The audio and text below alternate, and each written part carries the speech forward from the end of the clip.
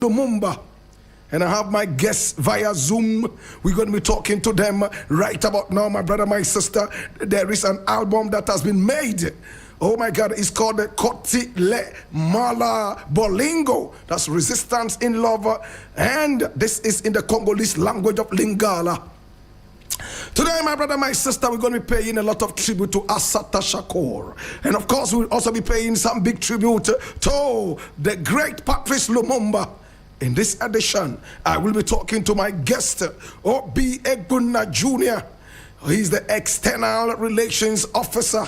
Yes, Zimbabwe-Cuba Friendship Association, Russell Squaz. The third is also going to be joining us pretty soon, and he's the Racist Mitigation and Restorative Justice. And of course, we're going to be having fun on the show. This is the Here Band Blend, and my name's certainly Blakk Rasta, Garnet's #1. Are you ready?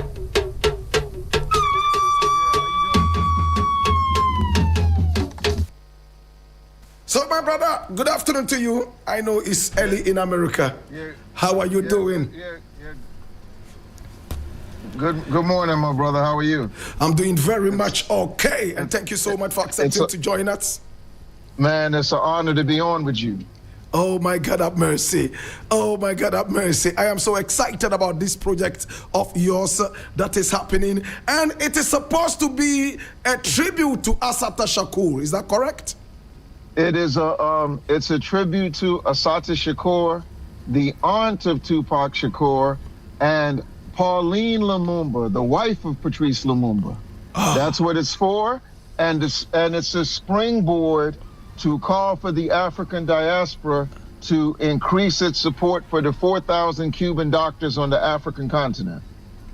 Interesting. Now, tell me more about Assata Shakur that is worth celebrating. Oh, Assata Shakur was the leader of the Black Liberation Army, which was the armed wing of the Black Panther Party for self-defense. She was a member of the New York branch of the Black Panther Party for self-defense. She ended up having to defend herself when the New Jersey state troopers tried to take her life. She was charged with murder, but it was self-defense. She was shot in the back. They sentenced her to life, even subjected her to being incarcerated in a male prison. She broke out of prison and spent the last 30 years of her over 30 years of her life in Cuba. And the United States responded by putting her on the FBI and Homeland Security's terrorist list. And also, the United States government had a $1 million bounty on her head all the way up until over a decade ago. And President Barack Obama added an additional $1 million to the bounty.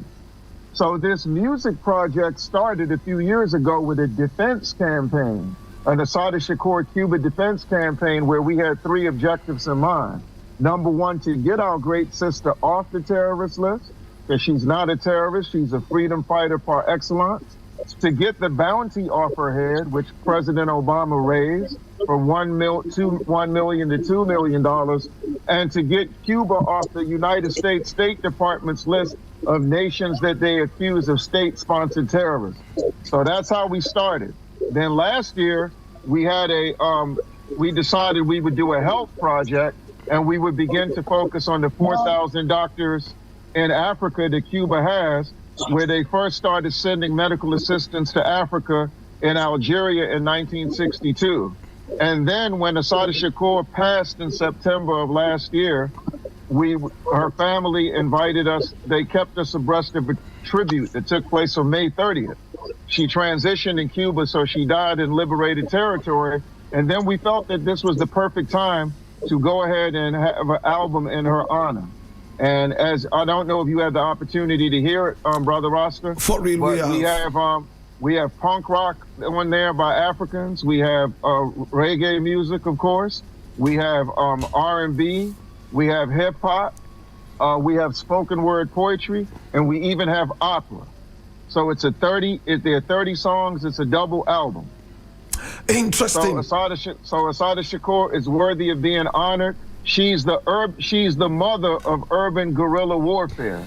So when you think of the great Fatima Banawi, the African guerrilla fighter in Palestine, when you think of our great sisters in Eritrea, where 33% of the guerrillas in Eritrea were women, the highest level of women's participation in a guerrilla war, not just in African history, but modern history.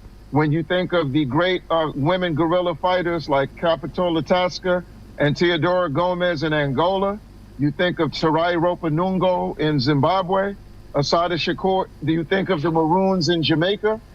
And Queen Nanny? Assata Shakur is an extension of that rich tradition of women in urban guerrilla warfare. That's who Assata Shakur is.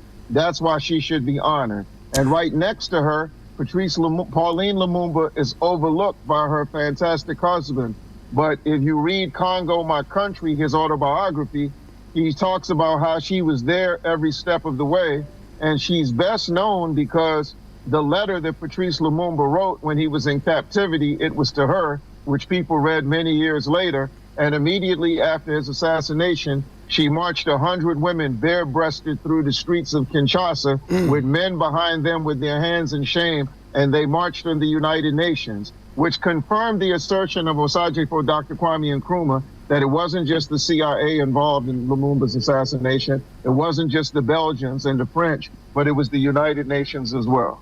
So that's why we wanted to use them as a springboard to honor these great women, but make this call for Cuban doctors. And we're honored to be on this station because what many people forget to mention is it was Osagyefo Dr. Kwame Nkrumah and the Convention People's Party that became the first nation in the world to recognize the triumph of the Cuban Revolution on January 2nd, 1959.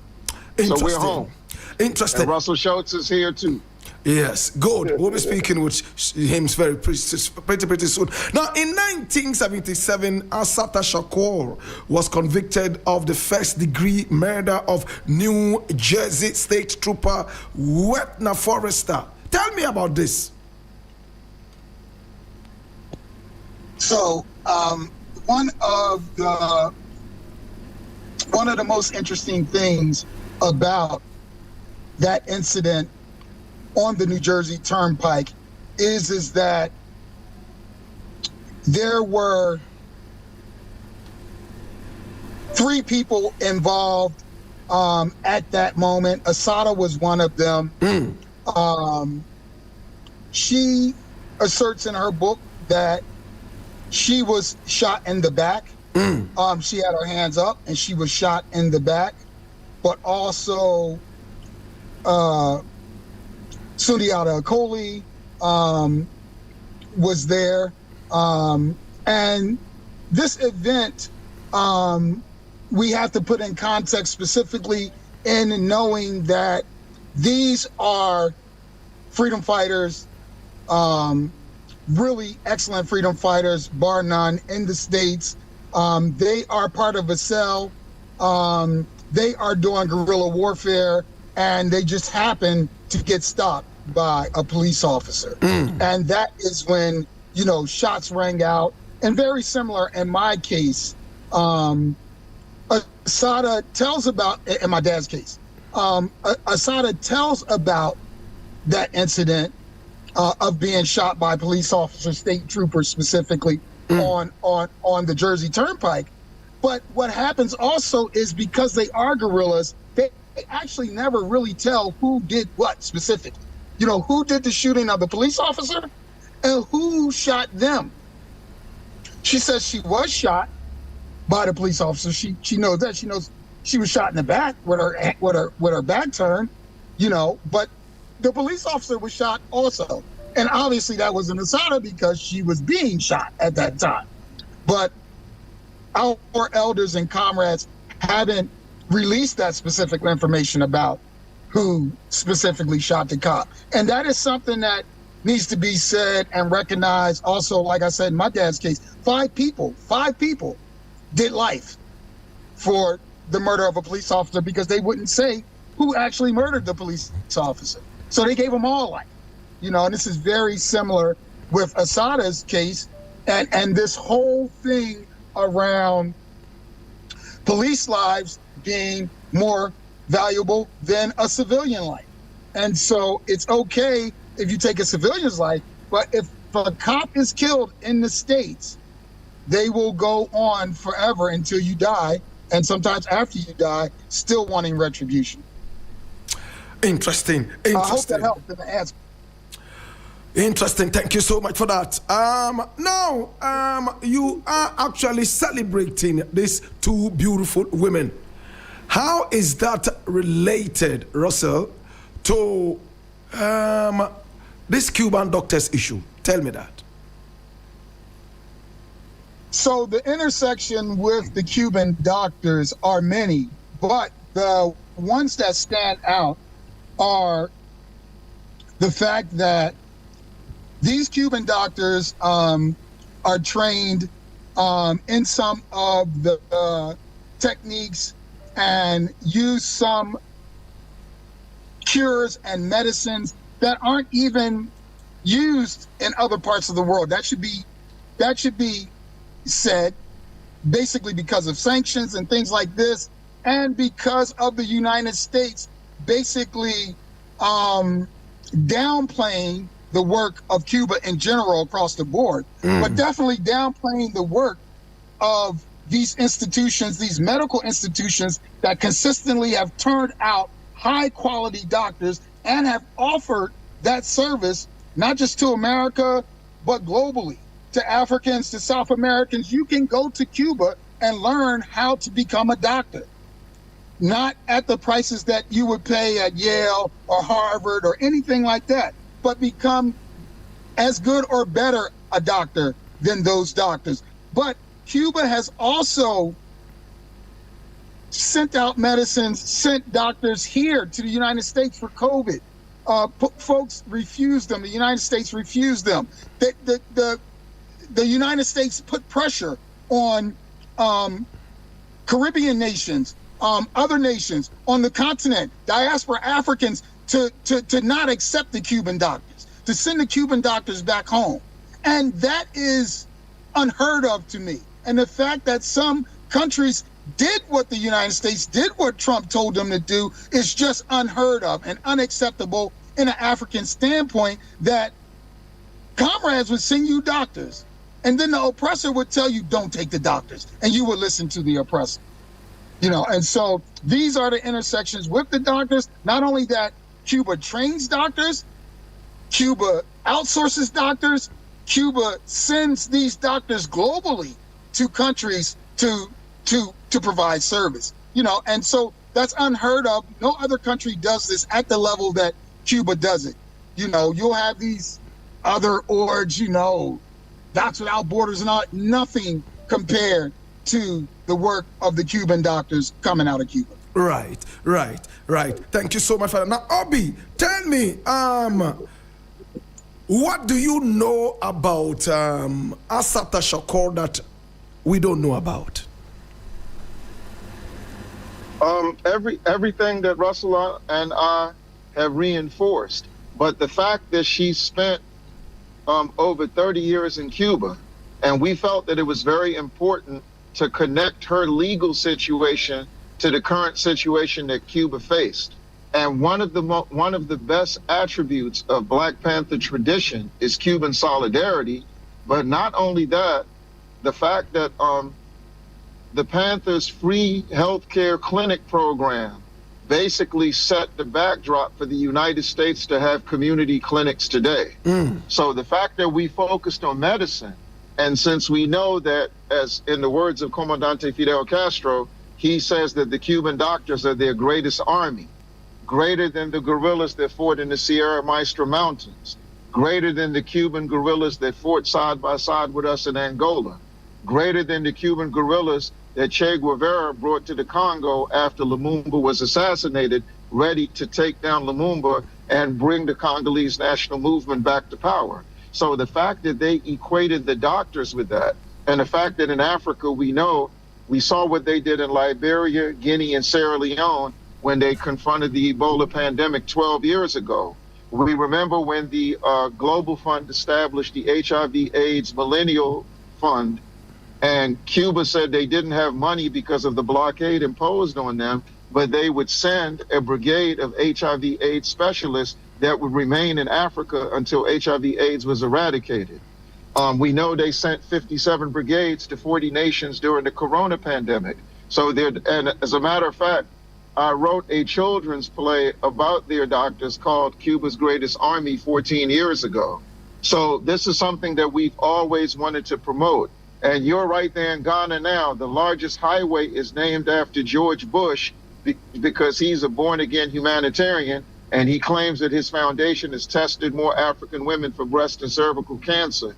You see the collapse of the United States Agency for International Development. So we think that this is the perfect time, in the name of Assata Shakur, a working tribute for her and a working tribute for Pauline Lumumba, for Africans throughout the diaspora to begin to assist the Cuban doctors' medical efforts on the African continent. And right now, there's an effort by graduates of the medical school, the Latin American School of Medicine, that they're beginning to send. They started an organization called the International Medical Society of Elam, and they're starting to send micro brigades of doctors that were trained in Cuba to places in the world where the Cuban doctors have a physical presence. Last August, they spent 30 days in Guinea-Bissau.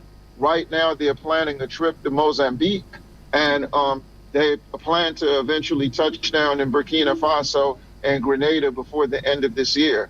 So when we're talking about investment in Africa, people are usually talking about financial investment. We should be focusing on this project because this gives us a chance to deal with the healthcare crisis on the African continent. And who better to get behind than Cuba, because they are nothing but an extension of the African experience. Right.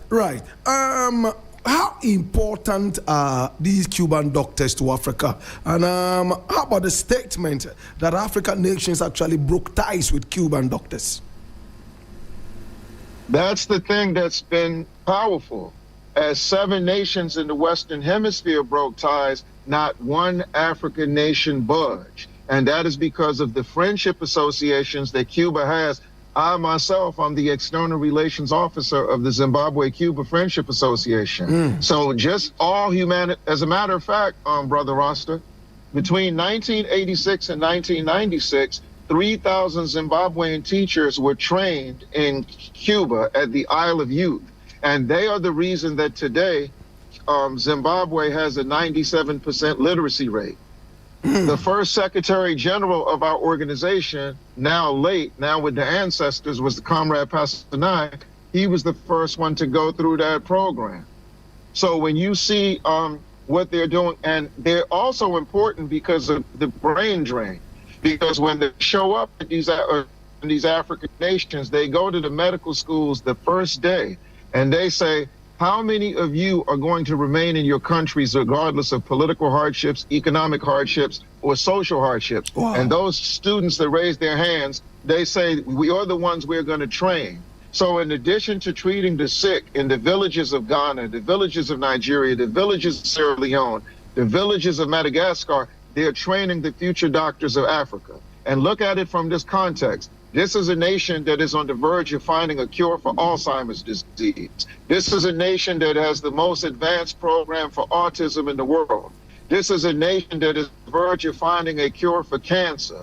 This is a nation that has created a treatment that prevents the amputation of limbs of people who are plagued with diabetes. And remember, the World Health Organization told us back in 2010 that between 2010 and 2038, 57 million people will die from non-communicable diseases. For your listeners who may not know what I just said, that's cancer, that's diabetes, that's heart attacks, that's strokes, who now those diseases have surpassed malaria, cholera, and AIDS as the #1 killer of the human being. And I was with President Mugabe when he took us to, I used to be the U.S. correspondent of Zimbabwe's national newspaper, the Herald.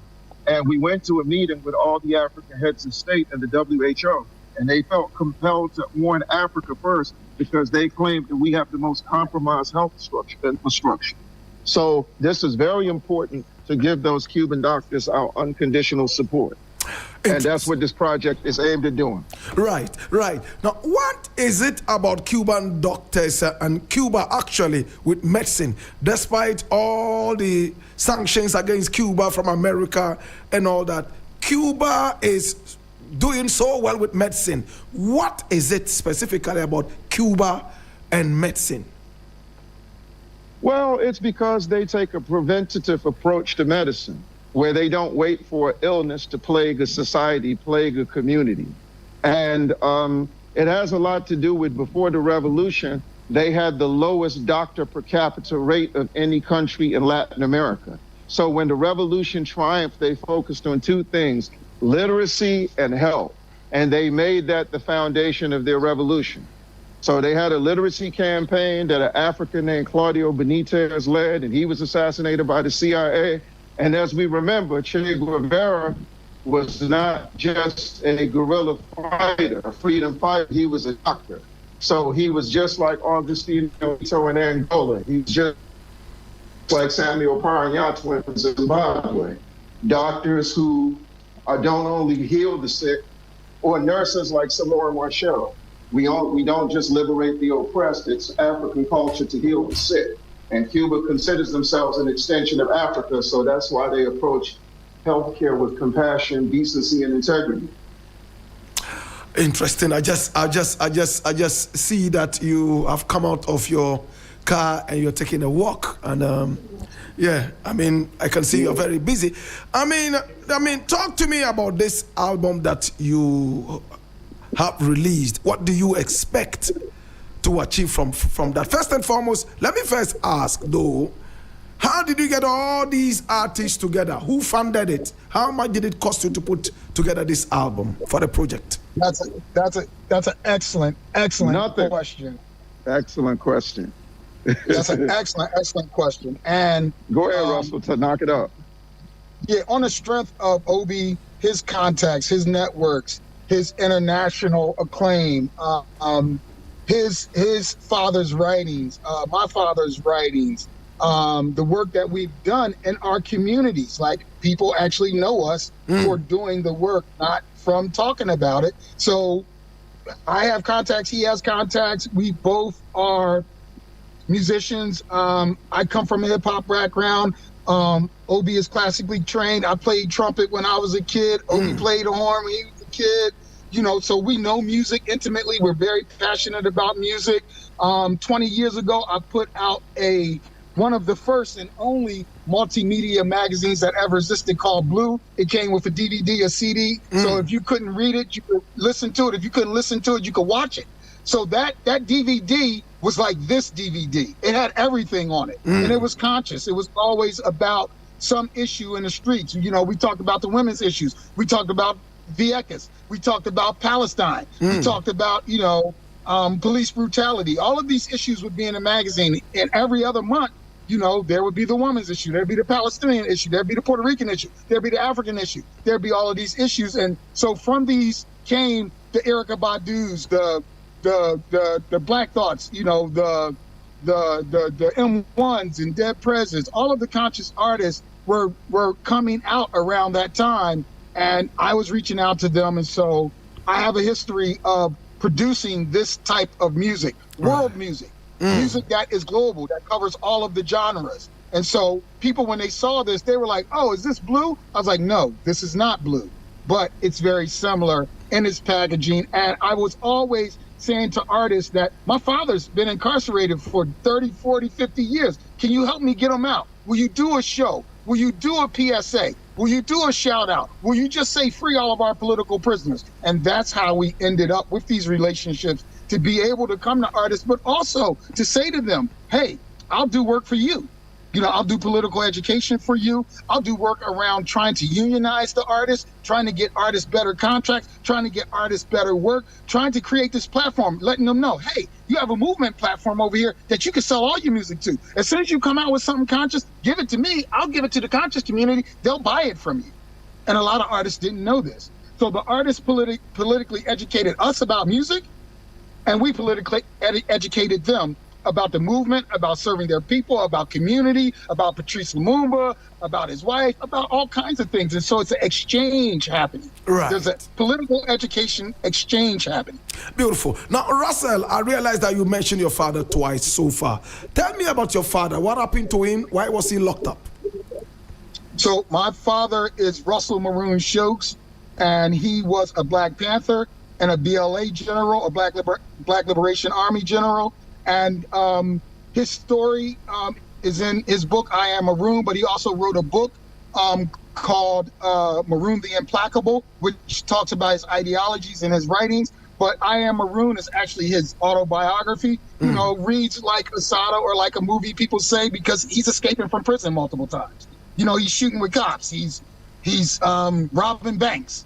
He's doing all of the things that a Black Liberation Army or a Panther in military struggle. Not all Panthers were in military struggle, but he was very much into military struggle. So we were in Philadelphia. We had a police chief named Frank Rizzo, who became the mayor, who is responsible for all of the police terror in all of the United States. They all learned and practiced from Rizzo in the 70s. He stripped the Panthers down naked in front of the Panther office in North Philly, tortured people, beat people, sick dogs on people, all of the stuff that you see around the civil rights movements and stuff like this. Frank Rizzo was doing this in Philadelphia long before any of the police brutality or oppression that you see that Giuliani put on New York, that Gates did in LA.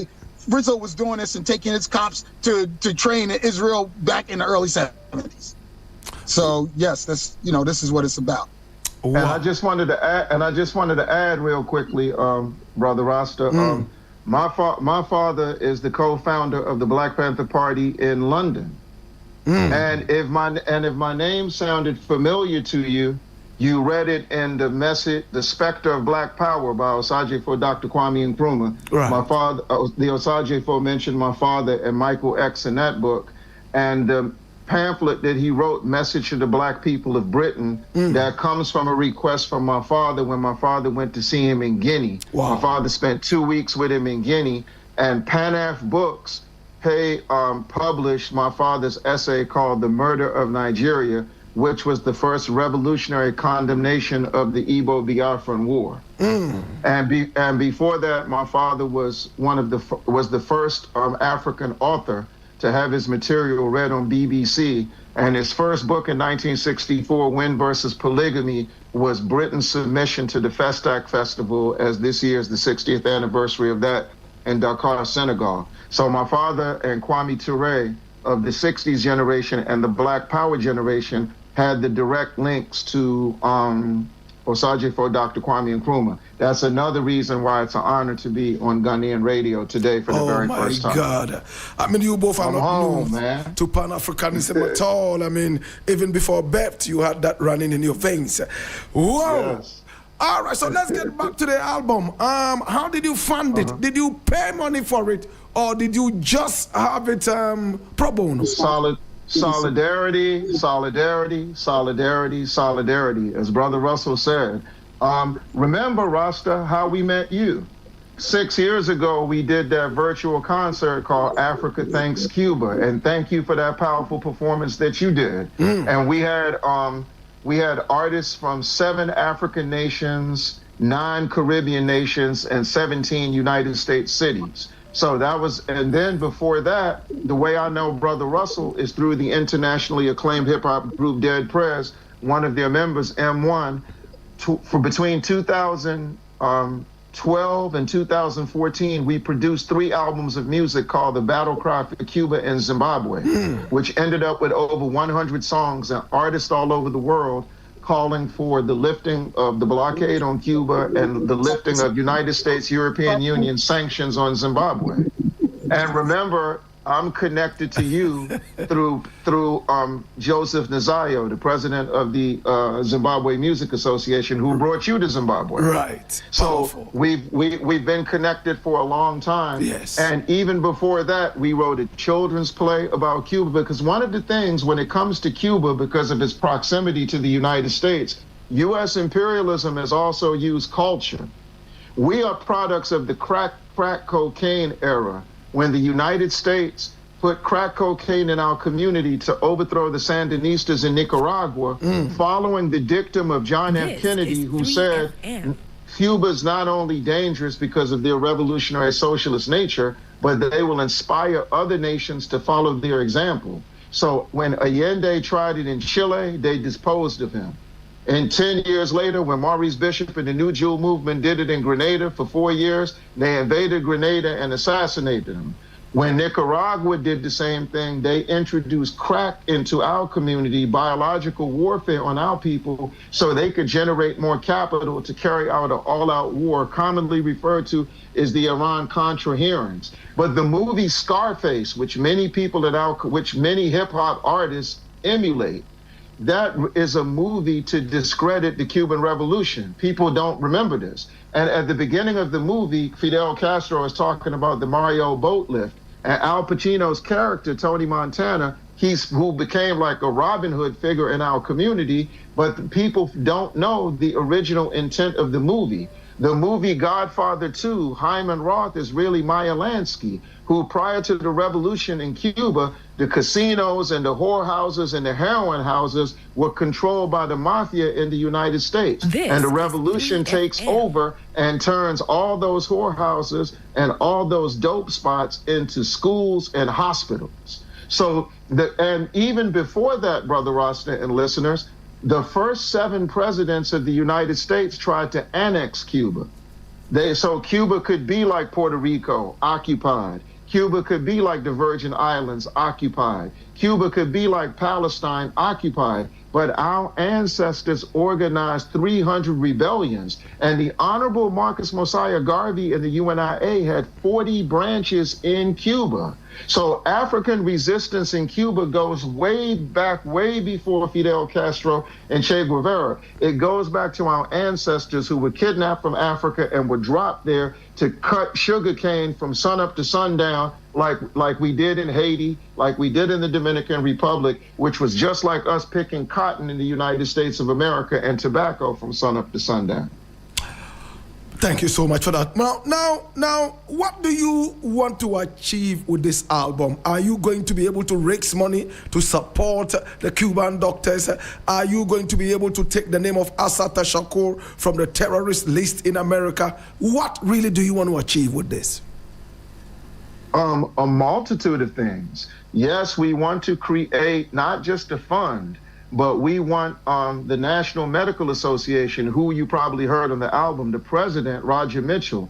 Why is that so important? In 1896, the same year that Nehanda stood up in Zimbabwe with Kaguvi and led the first rebellion against the British colonialist invaders, what happened was we were not allowed to join the American Medical Association, because remember, this is 33 years after Lincoln's Emancipation Proclamation.